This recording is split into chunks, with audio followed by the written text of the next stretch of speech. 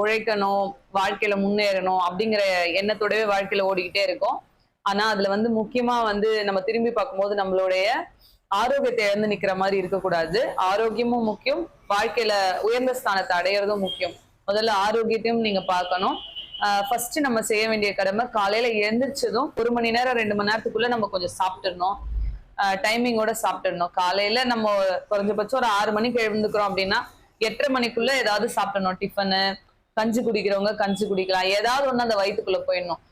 உங்களுக்கு சொல்ற ஆளு நானுமே 11, 11:30க்கெல்லாம் சாப்பிடுவேன். கடைக்கு வரும்போதெல்லாம் கூட காலையில ரொம்ப லேட்டா தான் சாப்பிடுவேன். அந்த 11 மணிக்கு சாப்பிட்டது சாப்பிட்ட மாதிரி இருக்கும்.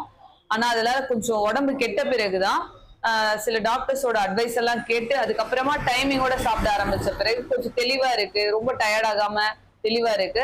நம்ம எவ்வளவுக்கு எவ்வளவு சாப்பாடு ரொம்ப லேட்டா சாப்பிடுறோமோ அப்பதான் நமக்கு வந்து சுகர்லாம் சீக்கிரமா லைஃப்ல வர ஆரம்பிக்கும். அதனால டைமிங்கோட சாப்பிடுங்க. ரொம்ப